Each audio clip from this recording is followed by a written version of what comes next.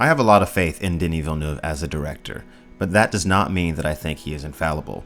The upcoming Dune film needs to be great, otherwise the epic cinematic universe based on Frank Herbert's Dune universe that we're all hoping for might not be possible. Here are a few things that the Dune movie needs, in my opinion, to be truly great. 1. Proper time to establish setting. In a complicated galactic empire containing the planet Arrakis, Giedi Prime, and countless others, containing the Bene Gesserit Sisterhood, the Great Houses of the Landsraad, the Spacing Guild, Chum Company, and many more, it can be easy for someone that has never read or watched Dune before to become overwhelmed. Pacing and world building is key here. Luckily for us, Denis Villeneuve has shown us through his other films that he understands how to properly pace a narrative, and he's not afraid to produce longer movies, which gives more time to properly construct a universe that seems believable and complex, but also doesn't inundate the audience with excessive details initially. The Dune movie must subtly unveil its world to the audience while always hinting at greater depth. Next, visual effects.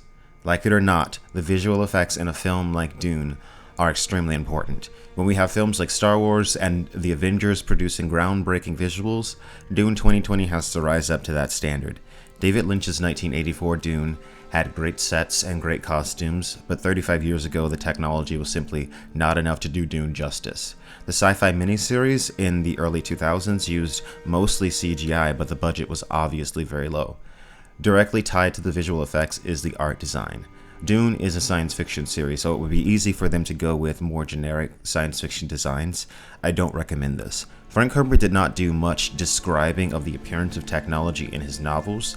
This gives them a lot of freedom to create unique designs that stand out from what we usually see in science fiction movies.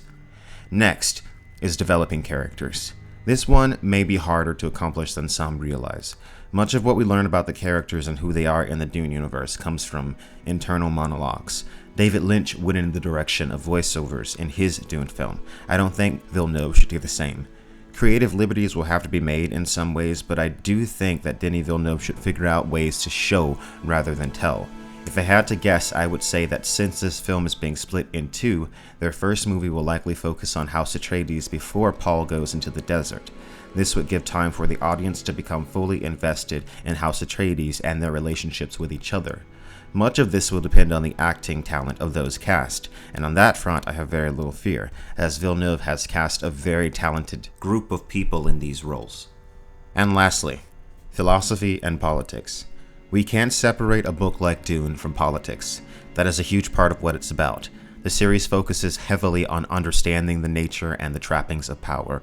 Through Dune, we are meant to gain a greater understanding as to why those in power act the way they do. I think it is important, however, not to inject real-world politics into this movie. There are many different philosophies in Dune. I don't expect Villeneuve to go into all of them, but for the first Dune movie, there is a key one. As Paul comes into his power, he can see the outcome of each of his actions.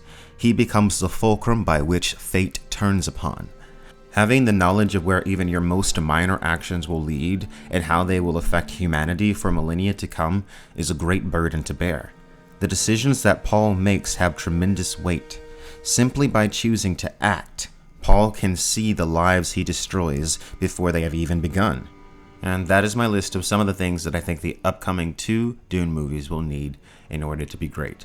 As I said earlier, I trust Villeneuve as a director, and I'm very excited to see the first film, which is slated to premiere sometime in November of 2020.